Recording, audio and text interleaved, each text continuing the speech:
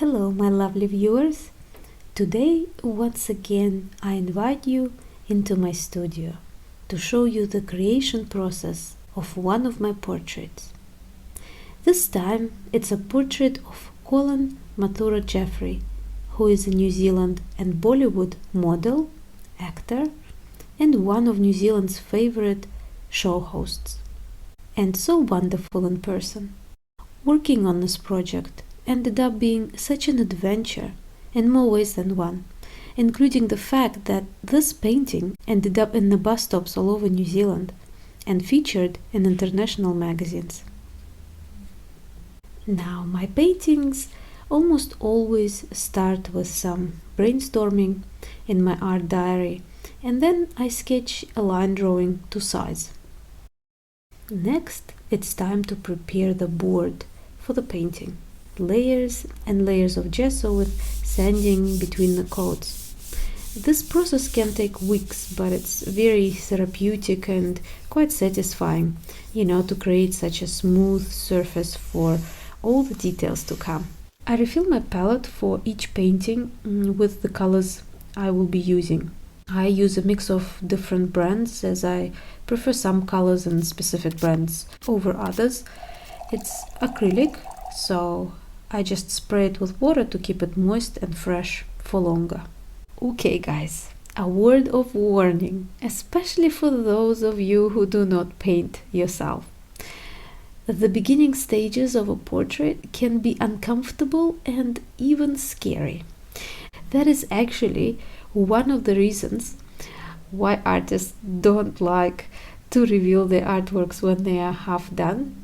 And no, I don't paint that fast. The footage in the video is sped up for some of you that might be wondering.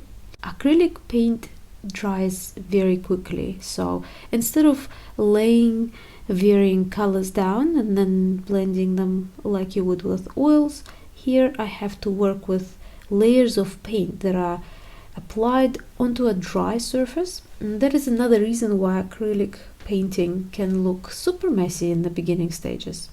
As the painting progresses, it becomes smoother and more detailed. When I work on portraits, I like to start first with a few layers on the skin and then move on to the peripheral things like clothing and other objects. You can see that the more layers go onto the face, the lovelier and more human it becomes. The trick is to pick up the subtle hints of color variation and include them in the paint layering process. We actually all have different areas of our faces that tend to get a bit more pink or green or even yellowish. Next time you see your face in the mirror, just see if you can pick, those different colorations up on yourself, as a little creative exercise. Eyes are one of my favorite parts to work on. Most of our emotion, intelligence, and even sense of humor can be depicted through eyes in a portrait. Beautiful array of colors in the iris, along with reflective highlights, are all incredibly important to create likeness and liveliness in the portrait. By now, I've been working on this for at least few days, and almost every day before starting to paint, I brush off the dust that collects overnight. Those of you who paint in your studios, does that also happen to you, or is it just me? More details on the brows and making sure I have the correct shape and value. The beard is already mapped out, but there is still so much to be done, from density to specific hair strands and even highlights. As the work progresses, I tend to use smaller and smaller brushes. It helps me to focus on specific details of the face features and create more likeness through shadows and some, specific angles. I like to build up the colors gradually so that I have more control over values and richness of color. Dark hair usually tends to have red or blue undertones, Colin's is more on the reddish side. Ears, if visible, are super important in a portrait. And if you get them wrong, the whole thing can look really off. If you are enjoying this video and would like to learn how to paint and draw yourself, make sure to check out my Patreon page for some in-depth tutorial for just $8 a month. There are other fun things that my patrons and I get up to, like voting for specific tutorials, monthly art giveaways, tips, tricks, and other videos that are not available here on YouTube. So make sure to check it out in the link below. Painting hands is a very long process and also requires lots of layering, as well as attention to detail.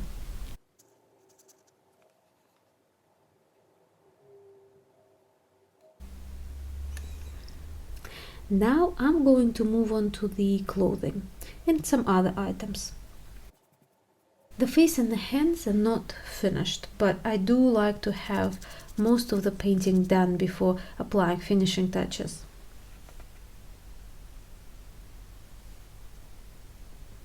Fabrics also require layering, but not as much as the skin.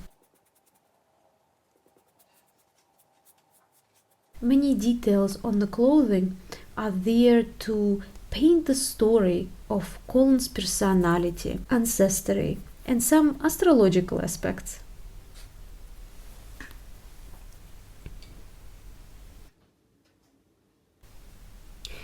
Here we go.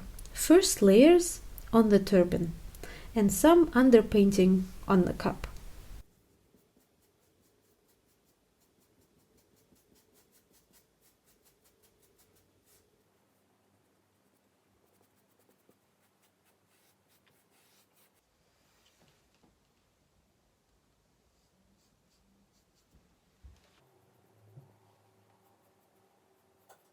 Some tiny little highlights that the beard strands are picking up, and back to working on the cup and the fabric. You can see the same pattern of work. First larger brushes, and as the painting progresses, moving onto finer round brushes. And here they come, the dino brushes. All my original design. Jeweled scales and spikes, all encrusted in precious stones. The details are so fine that sometimes I have to resort to the tiniest brushes I have for the smallest highlights. These dino brushes bring together two of the things that Colin loves: dinosaurs and jewelry. A red feather. Feathers are some of my favorite things to paint and draw. They encompass so much meaning within their symbolism: flight, death, rebirth, and so much more. And here they all are when the painting is finished. Oh, here's an interesting fact. This is what I planned the scarf to look like when I was working on the preliminary drawings. But the more I worked on the painting, the louder the muse was shouting in my ear that this is not it. So on the finished painting, it looks quite a bit different. The one thing that is instantly obvious when you look at Colin is his amazing taste in jewelry. So I needed to make sure that I captured his rings perfectly.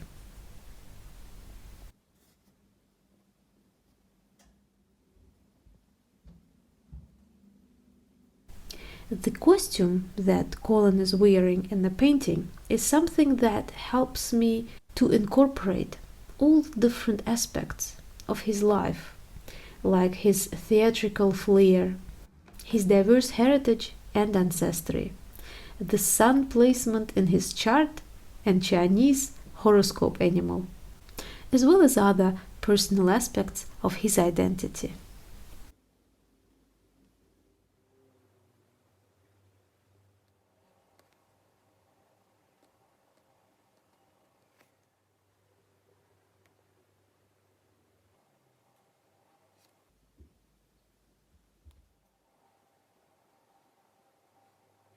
And now to another one of the storytelling elements in the artwork. The cup that is filled with a strawberry juice and a strawberry on a hook. What do you think that means?